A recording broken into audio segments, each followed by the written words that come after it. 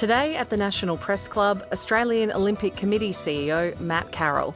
As preparations continue for the 2032 Olympics in Brisbane, he'll outline the investment in sport needed to create a lasting legacy for Australia. Matt Carroll with today's National Press Club address.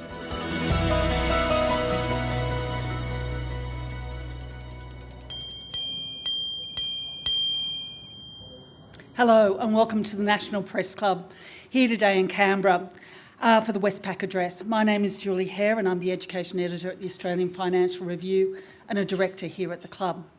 Our guest today is the Australian Olympic Committee CEO Matt Carroll with his address titled Sport Investment in Australia, the Key to Success for Brisbane 2032 and Beyond. Matt has been in and around sport and its administration almost his entire adult life.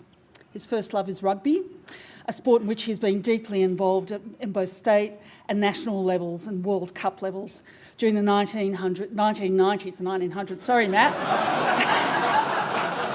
At all. And the early 2000s. Before doing the unthinkable and switching codes to football, you know, that game with the round ball. When in 2004 he became the inaugural General Manager of the Football Federation of Australia. In 2017 he was appointed CEO of the AOC with the massive task of overseeing the next Paris Olympics, the LA Olympics, and then Brisbane in 2032.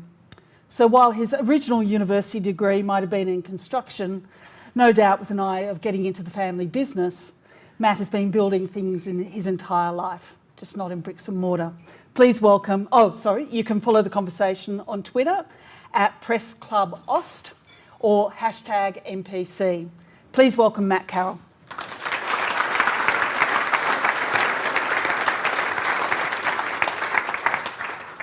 Good afternoon and thank you for joining and attending today. I greatly appreciate it for the important role that sport plays in Australia's communities.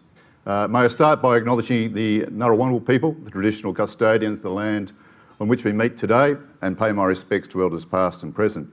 I also extend the respect to our Aboriginal and Torres Strait Islander people here today, as well as the 60 known Aboriginal and Torres Strait Islander Olympians who have represented our nation at the Olympic Games. In doing so, may I also recognise the Indigenous Olympian Patrick Johnson, Chair of the AOC's Indigenous Advisory Committee, and committee members Kyle Vanderkite and Becky Smith, who are with us here today as well. As already noted, there's been a few apologies, so I may also acknowledge the representatives from the Olympic and Paralympic sports. I won't go through that very long list, universities and government, and importantly though, and he's been mentioned, and yes, he really wants to do the job, Andrew Liveris, the President of the Brisbane 2032 Organising Committee. Catherine Clark, the CEO of Paralympics Australia, and Ben Houston, the President of Commonwealth Games Australia, and most importantly, all the Olympians in the room. Just over 4 years ago, I spoke here at the National Press Club and unveiled a new direction for the Olympics in Australia, a direction that has delivered significant progress on our role to provide athletes the opportunity to excel at the Olympic Games and to promote the values of Olympism and the benefits of participation to sport for all Australians. All in keeping with our vision to inspire Australians through the spirit of the Olympic sport. Through this work, we are fulfilling our obligation as a National Olympic Committee to the Olympic Charter to build a better world through sport. However, achieving our objectives in partnership with our member sports is getting harder. Last week, I attended, along with more than 500 people of all ages and from all sectors of the community, the Brisbane 2032 Legacy Forum. Enthusiasm abounded. Hopes and dreams for our country were bounced around the room. Sadly, many may remain just dreams. Why? Well, 4 years ago, I spoke right here about the chronic decline in the strategic government investment in Australian sport and the opportunity to arrest that decline for the good of the nation. I did say at the time that turning around the decline was a long game, but we are now deep into the second half and sadly the score is going the wrong way. Our analysis, undertaken in conjunction with our member sports, show that based on the federal government's forward estimates, there is a $2 billion shortfall in direct investment in Olympic, Paralympic and Commonwealth Games sports in the 10 years leading into Brisbane 2032. You're right, $2 billion. As the Australian Olympic Committee and Commonwealth Games Australia stated in Sport, Powering Australia's Future 10+10, our submission to the federal government's 2021 Intergenerational Report, successive national sport plans under successive national governments of different political persuasions have done nothing to address the investment in sport to achieve opportunities for Australian community that they identified in their own plans. The plans were without a means. At best, you could call them aspirational plans. Without investment, what governments in Australia want sport to achieve for the community is not going to happen. And in all honesty and openness, unless the situation is rectified, Australia will be staring failure in the face of the 2026 Commonwealth Games and the Brisbane 2032 Olympic and Paralympic Games, because our home teams will have been undermined by inaction. Time starts now. The AOC fully understands the pressures on the federal budget to address the cost of living for many Australians. The AOC is not seeking any federal government funding for itself. We never do. The solution I will offer today are all about investment in our sports and their athletes and the net return to the Australia on that investment. But let's take a look at the scoreboard. The Olympic movement has not been idle, and the AOC has and continues to invest in sport. Starting with the Olympic teams, through the hard work and dedication of member sports and the skill and determination of their athletes, the AOC delivered an Australian team to Tokyo 2020 that was record-breaking. 486 Australians competed, with female representation accounting for 54% of the team, a record for Australia, and a record 16 Indigenous Australians represented. Australia was placed 6th on the medal table. We equalled our best gold medal count with 17 gold. Add a further 7 silver, 22 bronze, and it was our second best medal count ever. All came home Olympians, 99 with a medal, all an inspiration to Australian communities, a return on investment. 6 months later, with the pandemic still on, this time with the outstanding preparation by our winter member sports and their athletes, we took an Australian team of 43 athletes to Beijing for the Winter Games, 22 women and 21 men, our third largest Winter Olympic team ever.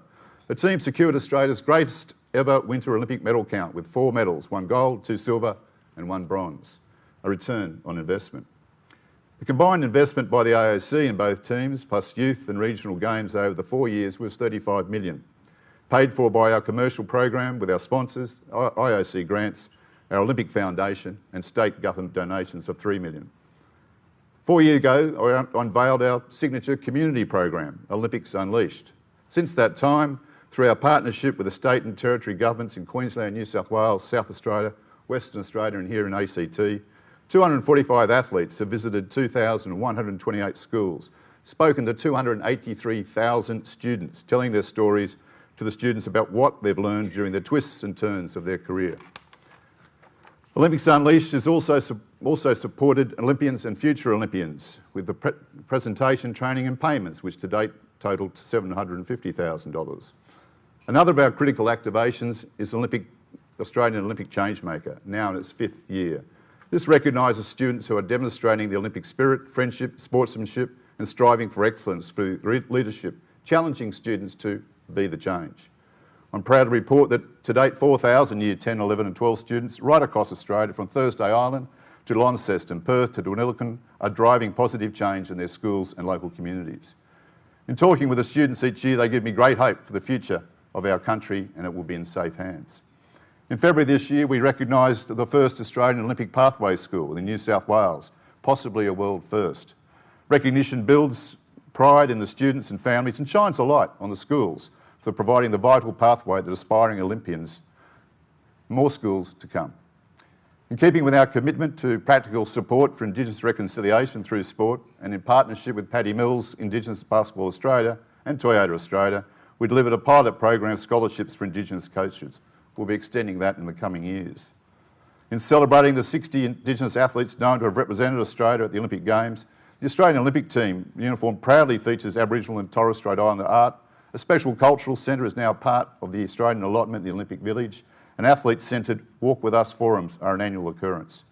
In this way, the Australian Olympic team proudly showcases our cultural heritage to the rest of the world. Our investment and community engagement with our partners now totals $12 million over the 4 years to Paris 2024. As we head towards 2032, the AOC is committed to increasing the number of Aboriginal and Torres Strait Islander Olympians, creating inspiring leaders for Indigenous communities. In doing so, and again in conjunction with our member sports, we aim to increase the number of medals won by our Indigenous Olympians, currently 15, 11 women and 4 men. At the centre of everything we do are the Olympians and athletes aiming to become Olympians. The AOC is delivering programs focused on health and wellbeing, post-competition careers and personal brand management, as well as supporting member sports in their athlete-related services. These support services and direct funding to athletes over the 4 years to Paris totals more than 18 million. On the international diplomacy front, and on behalf of the Australian Government, in 2020 and 2021, the AOC managed and delivered a comprehensive sport projects assisting the athletes of the National Olympic Committees of Oceania and the Oceania Paralympic Committee to prepare for the Tokyo Games.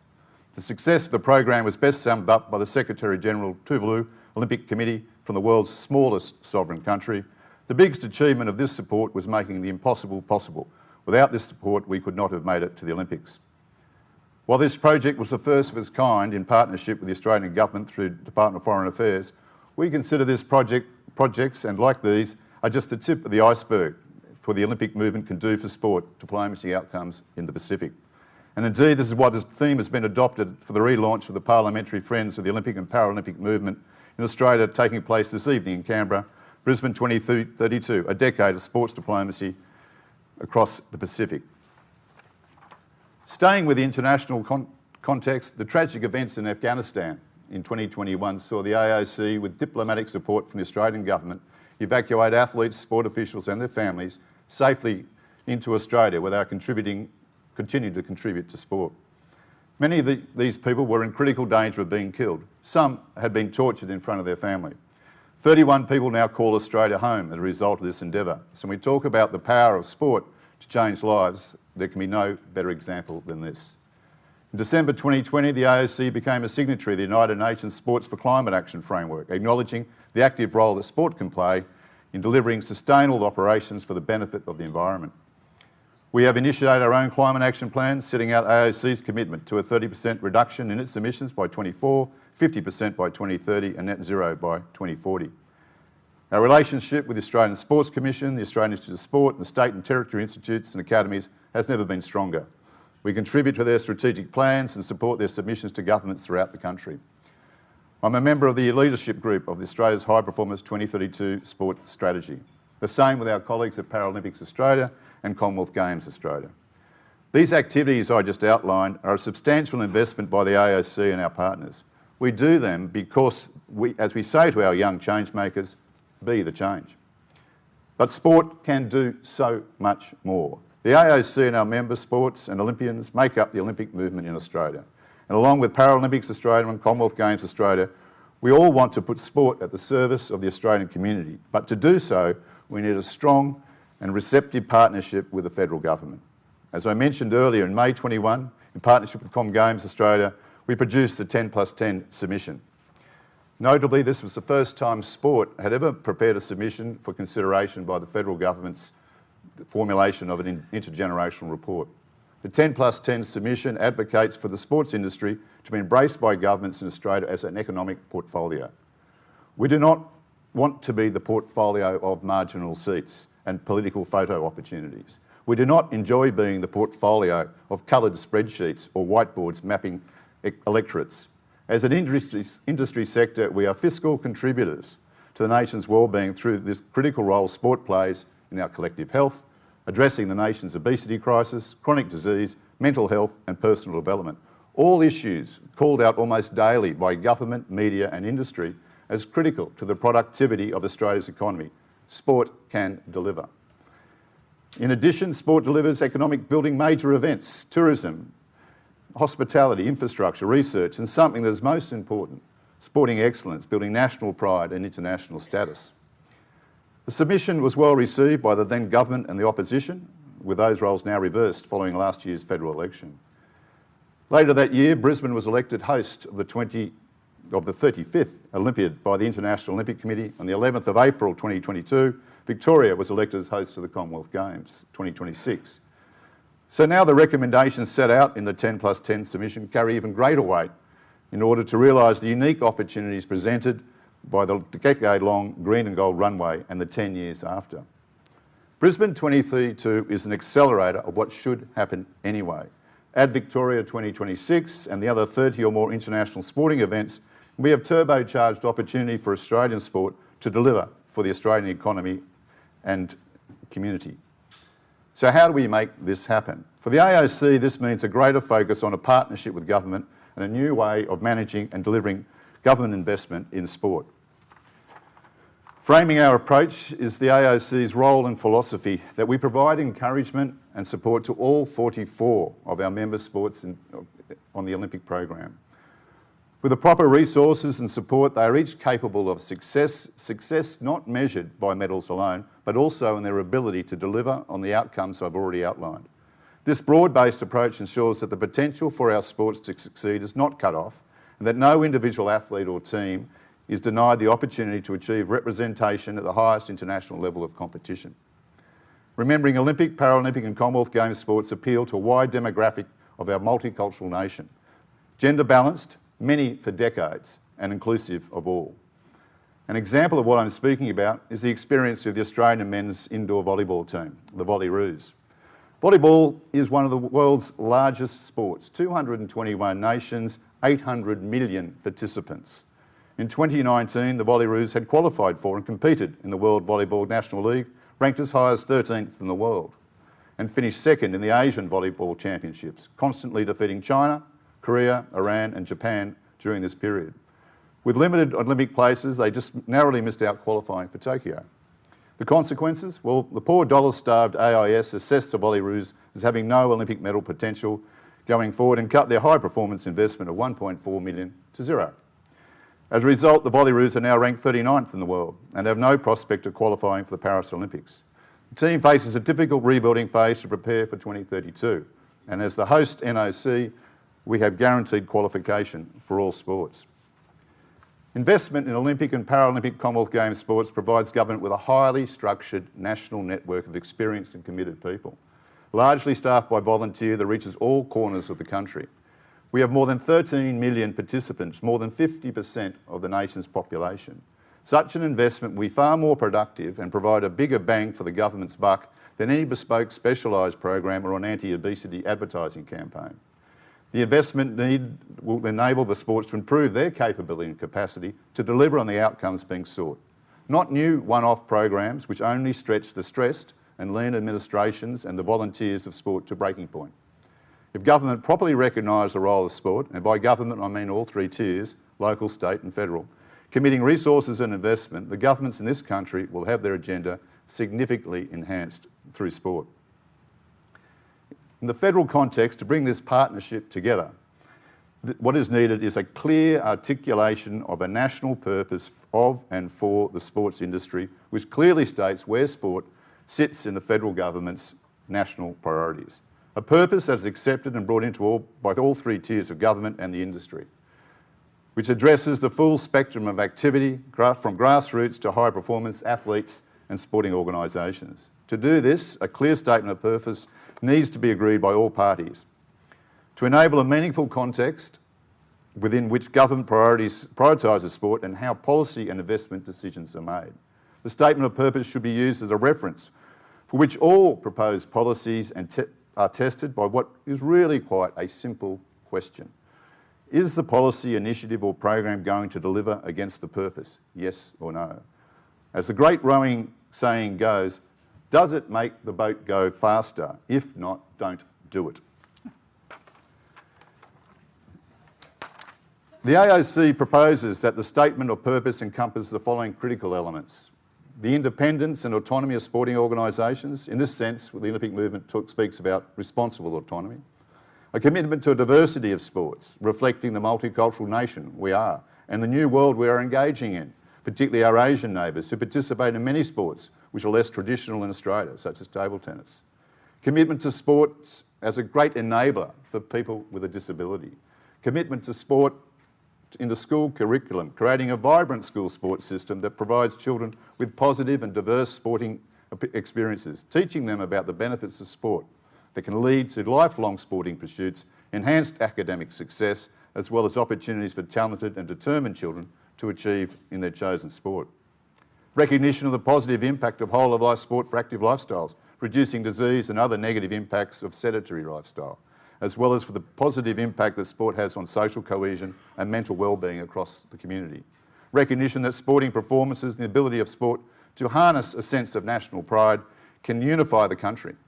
Acknowledging that individual sports people provide inspiration in the community across countless areas of endeavour, not sport alone. For example, Paralympic athletes provide tremendous motivation and hope for many Australians living with disabilities. Indigenous athletes change the lives of kids in the communities. Our sports are here to help in closing the gap. And through our diversity, we literally have a sport for everyone. And finally, recognition that sporting organisations understand their sport business best and are well placed to develop, implement and deliver the outcomes being sought and achievement of national objectives to the benefit of the community, especially in education and health. By making this statement of purpose, both the sporting organisations and the government make a commitment, like our athletes do, to their clear and stated goals. With a clear statement of purpose, a new investment model can be developed. The current sport funding model managed by the Australian Sports Commission has been in varied but similar forms for more than 40 years. The model is based on what funds are available rather than what is optimal.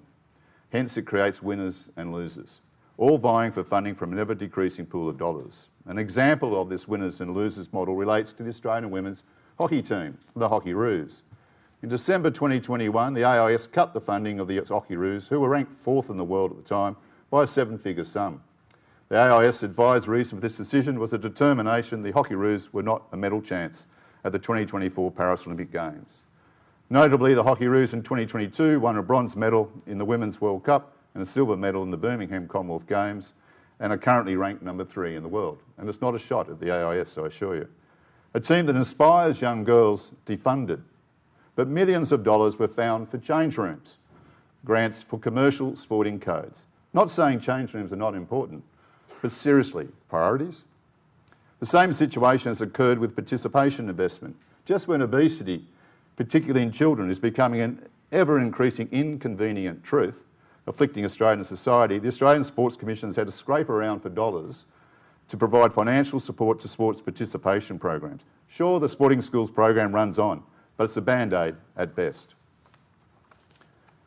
So to state again, on the current forward estimates, the direct investment is likely to be only $0.7 billion, leaving a $2 billion shortfall in the federal government's investment in the Olympic, Paralympic and Commonwealth Games sports through to 32. This shortfall consists of $500 million for participation and $1.5 billion for pathways and performance.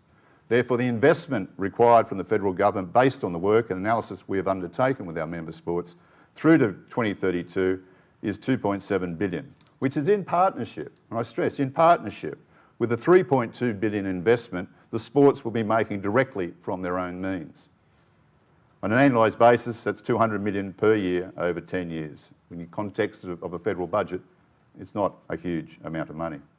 The AOC and our member sports acknowledge that receiving government investment requires accountability, so we propose a new sport investment model to reframe the sports as true partners with the federal government, a model that will ensure a holistic, coordinated view of sport that yields measurable, objective return on investment, improves transparency, accountability and establishes a disciplined approach to the partnership between government and sport.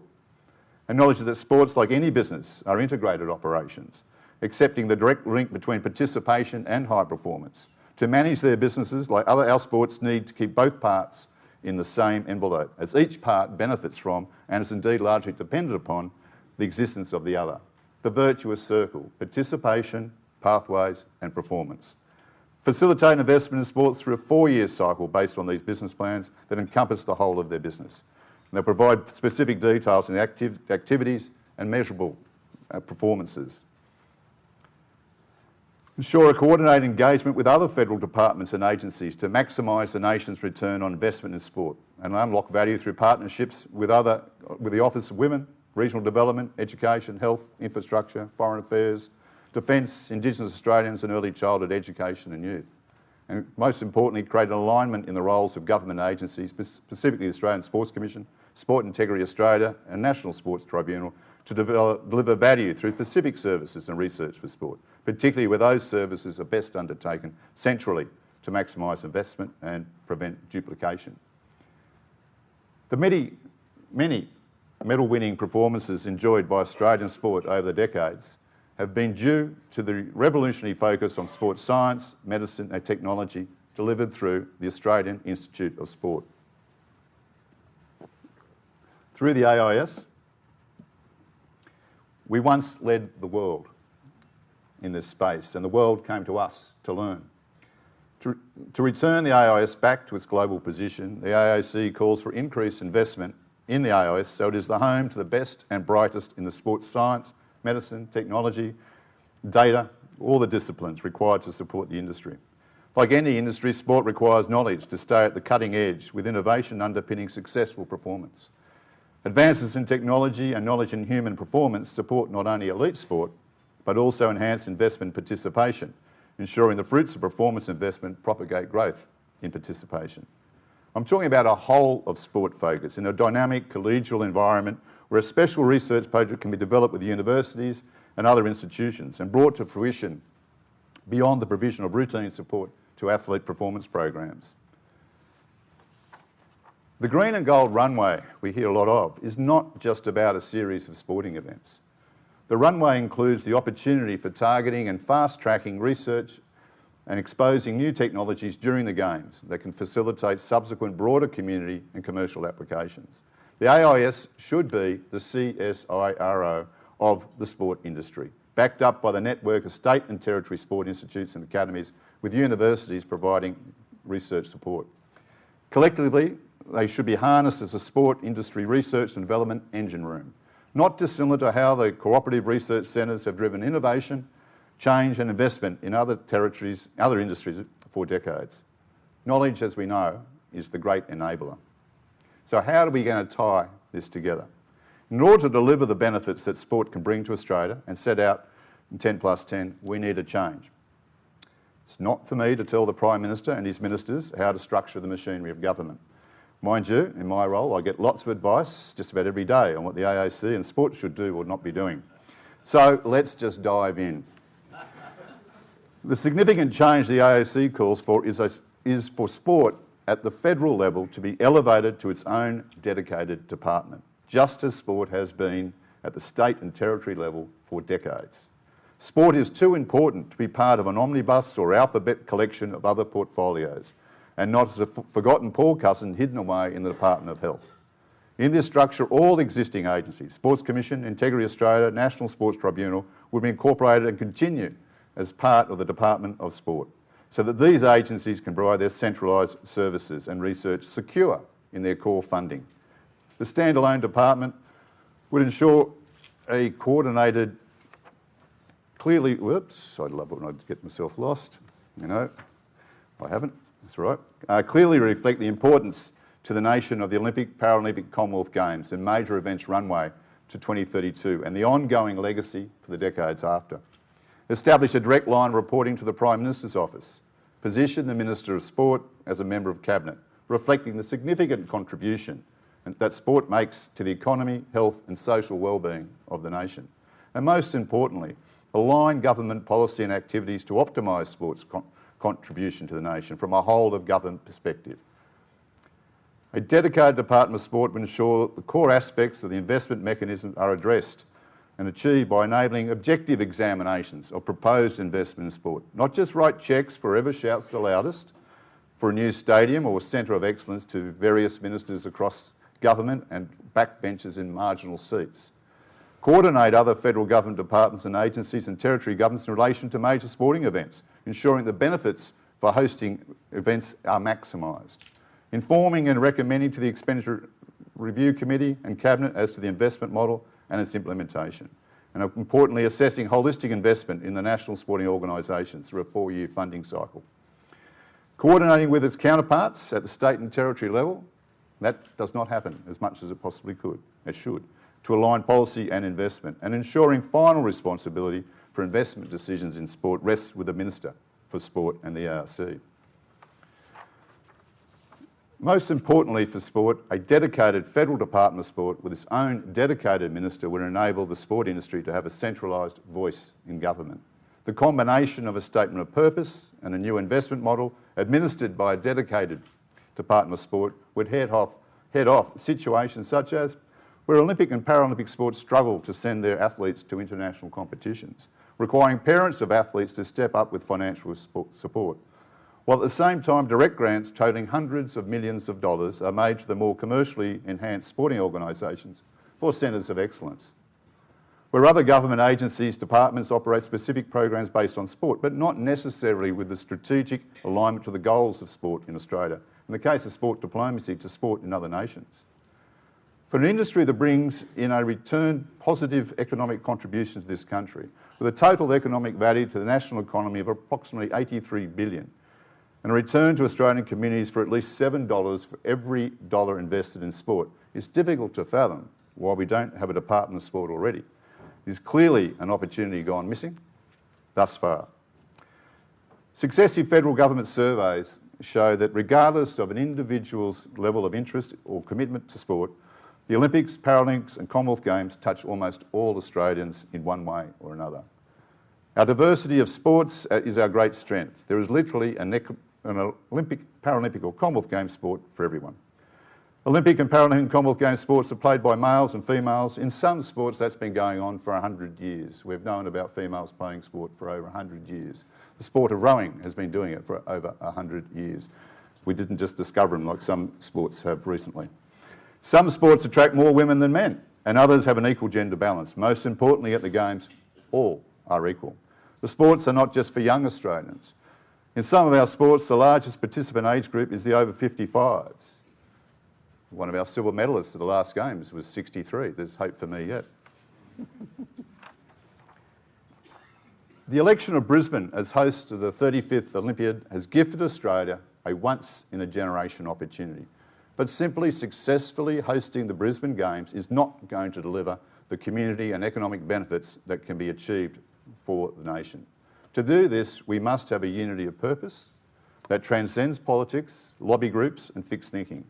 We must have a unity that transforms entrenched public policy approaches and processes which have recycled systemic problems such as the increasing rates of obesity and chronic disease and declining levels of physical literacy over generations. What the AOC is proposing is new thinking and new action. It is thinking that deliberately targets investment in more active, healthier and productive population through the delivery mechanism of sport. It is thinking that understands the legacy of an active and healthier society will not be achieved without the deliberate and planned coordination of the three key drivers: organised sport, health and education. It is a thinking that knows the Brisbane Games will not be a success if the Australian teams are not successful. To ensure that once-in-a-generation opportunity of the runway to Brisbane in 2032 and the 10 years after are not squandered, we are calling for a national statement of purpose for sport, clearly establishes where sport sits with the federal government's national priorities and recognised through a national sport strategy. New sport investment model built in accountability, standalone Department of Sport, a boost in direct investment in sports to arrest the decline, and significant funding increase for the AIS to make it the CSIRO of sport. And for the economic rationalists in the room and elsewhere, remember that every dollar spent on sport returns $7. That's not a bad investment, particularly in today's world. In closing, I simply note that the Olympic and Paralympic medals Australian athletes win are years in the making. They are only possible because some Australians are prepared to dream, to pursue excellence, to leave nothing to chance, and to put in the hard work and the time to be successful. For the rest of us, sports administrators, government ministers, officials, other stakeholders in sport, we must be like our athletes. We must pursue excellence, leave nothing to chance, and recognise that achieving success takes hard work and commitment. We have an opportunity to make a generational difference by forging an entirely new partnership between government and the sport industry, a partnership that will deliver for Australia well into the second half of the century and beyond. So we have done some of the thinking, we've proposed a game plan. This 26th of July marks a year to go to the Paris Olympic Games. The athletes and teams are in the preparation and qualification phase, with their sports trying to make ends meet as global inflation cuts deep into their budgets.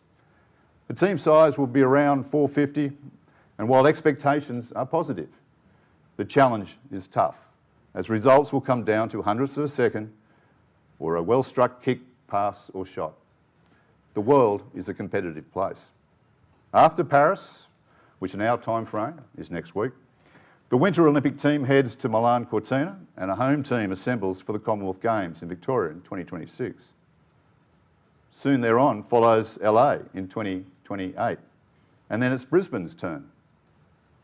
Not really that far away if you just count the games, not the years. And as the athletes do, they just count the games, not the years. There's one certainty in all of this. The Olympic flame will be lit in Brisbane on the 23rd of July, 2032, whether we are ready or not. Thank you.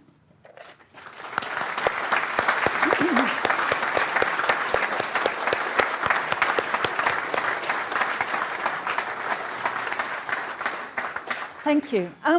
So 6 years ahead of the, stay where you are, 2000 Sydney Olympics, a relatively modest sum of 135 million was spent on elite sports in Australia. As a result of that, I don't know if there's a direct connection, there was a medal haul of 58 medals, including 16 gold. Now you're calling for $2 billion over 10 years, including 1.5 for elite sports. Is there a direct correlation between investment in elite sports and medal hauls? Well, certainly there's a correlation, and most importantly, that investment in performance sport, for, as you call it, the medal haul, has all the benefits that I've just gone through. So, you know, that was, the Sydney Games were 20 odd years ago now. Inflation has drawn a higher costs. The Australian team, like it was in Sydney, will be, all sports will be represented. Hence, you know, we want to see all sports participating. Our country has changed tremendously since 2000. The sporting world has changed tremendously since 2000. That investment is what is required to make it happen. Okay. Matt Carroll. G'day, Matt Carroll. Thanks for your time. Matt Carroll for the Courier Mail. The new idea behind the Olympic Games has a strong focus on legacy and helping the games live on that past that 2-week sporting event. So far in the lead up to Brisbane 32, there's been a lot of focus on stadiums, including $2.7 billion in the Gabba, $2.5 billion for the Brisbane Live Stadium, both of which are more than the $2 billion in additional investment you're seeking over 10 years. Is there any concern, or do the Games in Brisbane need to pivot to return the focus back onto delivering legacy, whether it be in things like public transport infrastructure or direct investment in sport to increase that participation? I think the direct investment in sport, well, I'd be standing here today whether the Games were in Brisbane or they were in New York, because quite frankly, we'd be able to deliver the same outcomes. What I said before is we can turbocharge those outcomes because the Games are our home games, and that creates that opportunity. You talk about the infrastructure, which I appreciate that. Let's be honest, the infrastructure of the Gabba is for the AFL and cricket. The Olympics and Paralympics will use it for a month. If they could just give it a coat of paint. So it is, those sports will be the beneficiaries of a refurb of the Gabba, rebuild of the Gabba. The other facilities which they're building in Queensland, particularly the indoor sport facilities in various suburbs across southeast Queensland, Australia's fastest growing population, are needed for the people, as they did the one for the Commonwealth Games. So this investment in infrastructure is not just for the Olympic Games. We're going to use them, but they are there for the community. And without those infrastructure builds, particularly in the community sports, we won't get what we're looking for, more kids playing sport.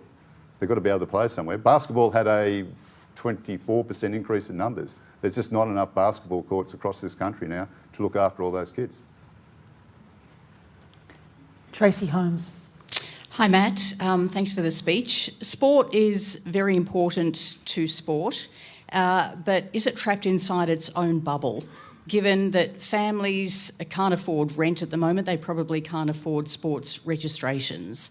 And yet sport constantly argues for its own autonomy, but we have a situation where that lack of oversight from external bodies means that organisations like Sport Integrity Australia don't have enough money, budget, people to handle the number of complaints that comes their way from things that go wrong with sport.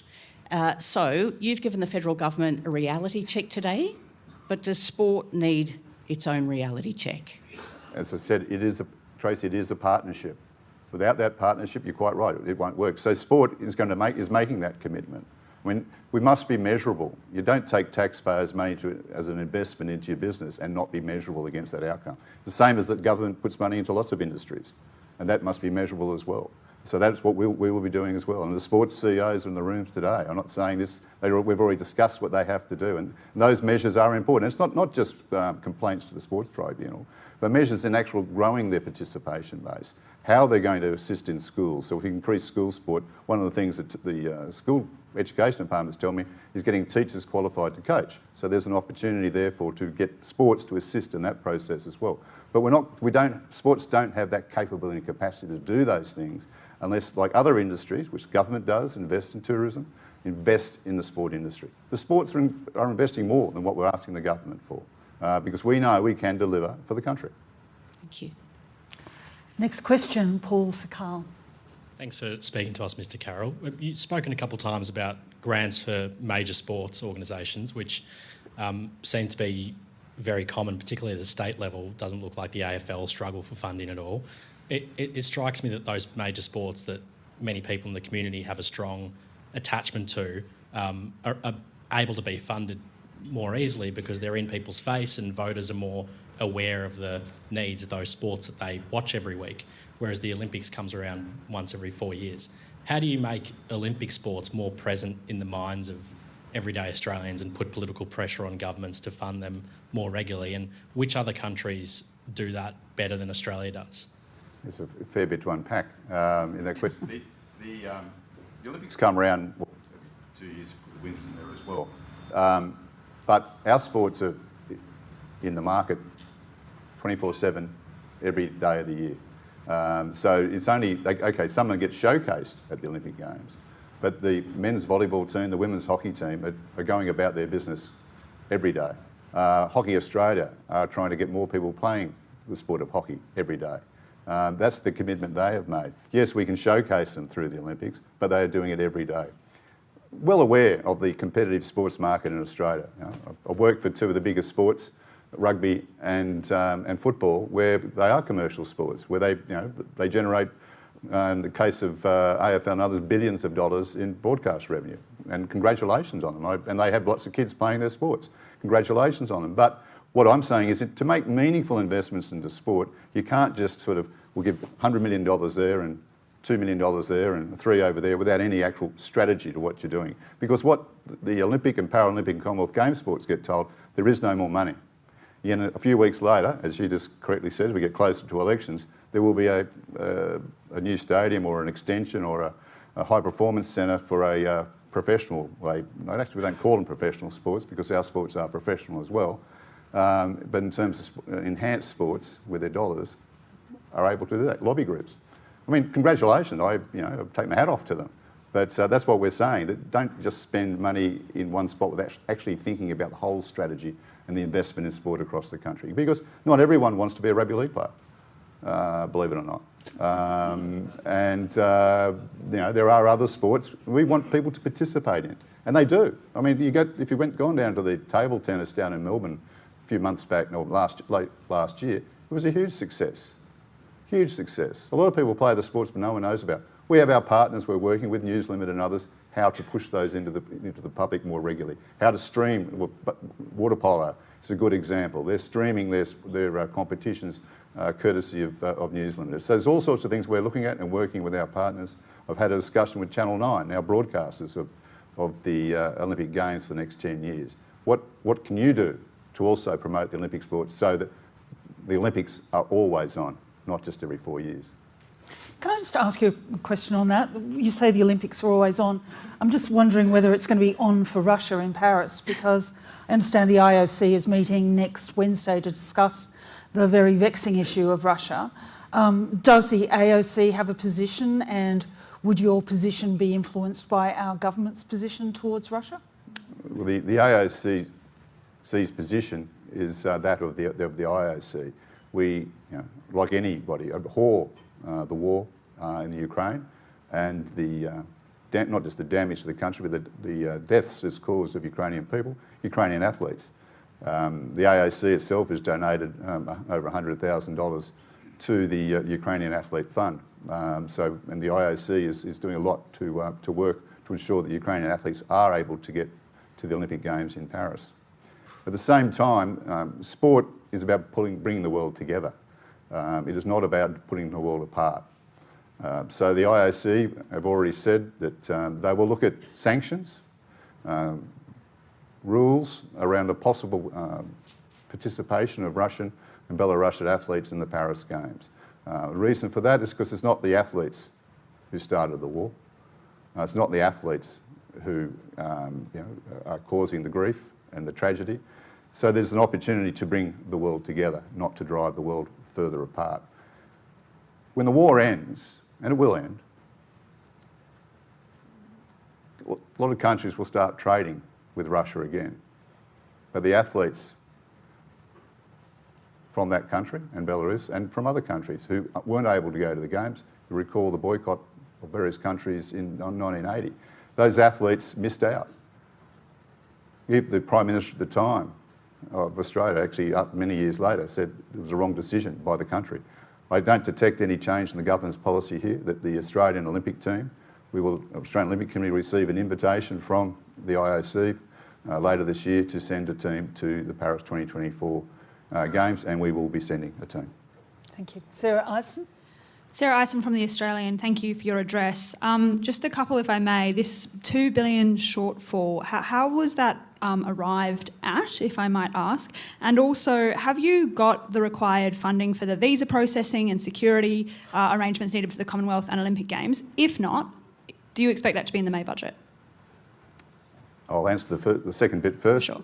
No, we're not up to that stage. I did say that the Games aren't that far away, but it's not needed for the May budget for visa processing. Certainly the Commonwealth Games in 2026, that could be very much so, but I'd have to put that question to them.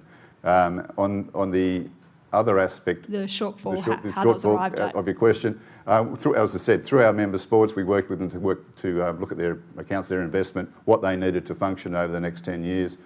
They are able to map their program for their athletes, they're able to map their program for their participation, growth, and that's how we came up with the number. Is the sponsorship also of people like Gina Reinhardt something you think could play a bigger role going forwards, or are you concerned about things like sports washing when it comes to big philanthropic donations? Well, I parked the last comment, but certainly those investments by people such as Gina Reinhardt, investments by sponsors in the sports, the Olympic and Paralympic and Common Games sports, are taking into account those numbers. Remember, I actually said there's more money being invested by the sports than there is by the government.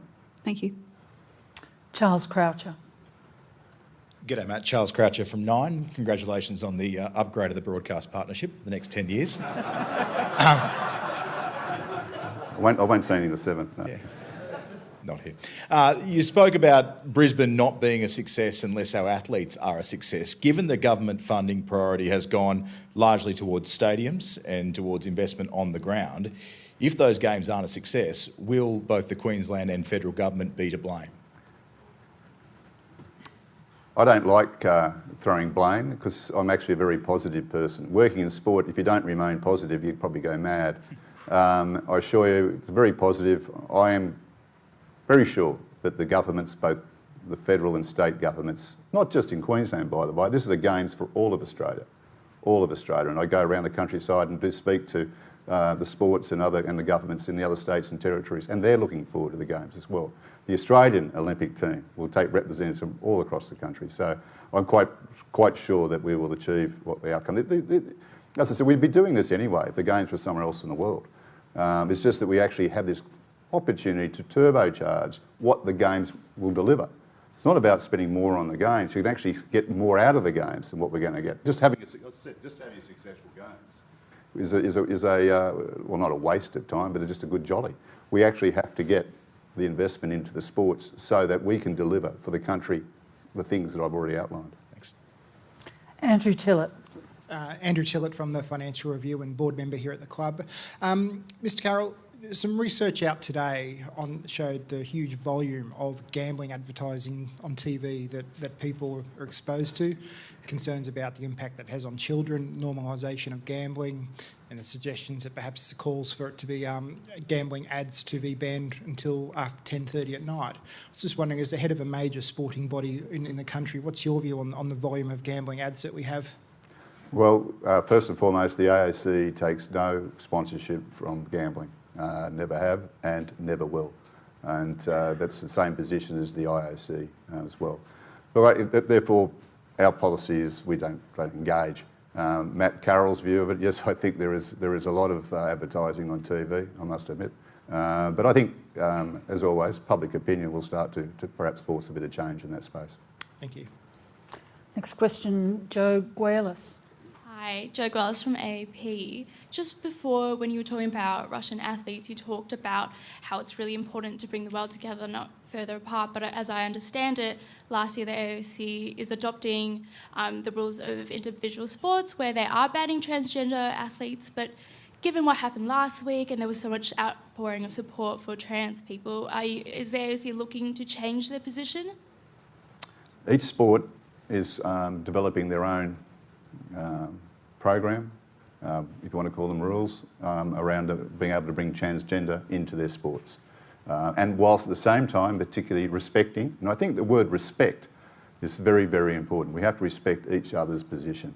So respecting women athletes, female athletes as well, that's very, very important. This requirement to ensure that transgender people have an opportunity to compete in sport is absolutely important. But we can work our way through that. I know that some of the sports have individual programs for individual athletes to be able to participate in their chosen sport. As I said, there's 44 member sports. I personally feel that we will find a sport for any transgender person for them to be able to participate and potentially become an Olympian. We can do that, and I'm sure, and I know our sports will work towards that. At the same time, respecting our female athletes. Tim Gavel. Oh, sorry. I jumped. You go. Sorry, yeah. Tim, you go, and then sorry about that, yes, Julian. Tim Gavel, Region Media and Sport Integrity Australia, Matt. You mentioned there the green and gold runway and just how important it is to create legacies, as well as athletic performance. Do you see education around integrity issues as being of equal importance as a legacy in this green and gold runway? Well, absolutely. I mean, if sport has no integrity, you don't have sport. And I mean that across the whole range, whether it's anti-doping or what we're just talking about there around betting and gambling. So that it is critical. And I think the sooner we can get, well, your organisation's already doing a lot of good work in that space with the sports, but that involvement of sport in education, I talked about sport in the curriculum. Sport can include those sorts of things. I mean, instead of a lesson, the same with the Olympics Unleashed, a message delivered by an Olympian about integrity in sport is a message that students will listen to and hear. So yes, absolutely, all those messages, including the ones I just answered before around transgender participation in sport, all those messages can be managed, particularly through our Olympians and aspiring Olympians, working closely with education. As I said, this is not just about sport. It's sport, health and education. We look at the three drivers to make the difference. Julian Linden. Apologies, Julian. That's all right. I had more messages about being bumped than I have about my story. Matt,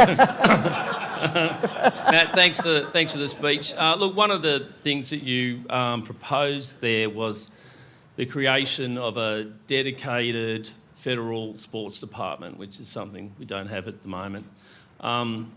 Why do you think that would be important? And given that the clock's already ticking, the green and gold runway has started already, when would you like to see that happen? And is there a point where it's just too late? I'd like to see it happen tomorrow. I mean, I realise that's not possible, but it would be nice to say by the financial year next of 2025, at least by then. It's a while off, but it's not too far off to have the Department of Sport in place. I mean, if they can do it faster, but I'm not a person, or not the Prime Minister, to make those things happen, as I said. So I'd like to see it as quickly as possible. Why is it so important? Because there's some of the questions there. Sport touches whole parts of society, and we can do a whole lot more, but at the moment it's got a bit over there in the health department, and this is not knocking health departments or anything like that, a bit over there in the health department, a bit over there in the foreign affairs department. Sometimes it turns up in defence, then it turns up in tourism, then it turns up in infrastructure. There is no coordination. Federally, there is no coordination nationally. I mean, I go to a lot of forums and workshops, and particularly around 2032. And I sit there and listen to all the people, and they're all sincere, from various governments, state governments, federal governments, city councils and so forth, but everyone's doing their own thing. And it's just nice, but it's actually wasting money, it's wasting investment. We're not going to get the outcomes that we want because it's not coordinated. It drives our member sports quietly mad because they're trying to answer to many different masters, so to speak. So that what we see the importance of the department is to pull all that together. So yes, the Australian Sports Commission still exists, very important, and the AIS, Sport Integrity Australia, National Sports Tribunals, pull them together in a department, but have a department then pull together the states.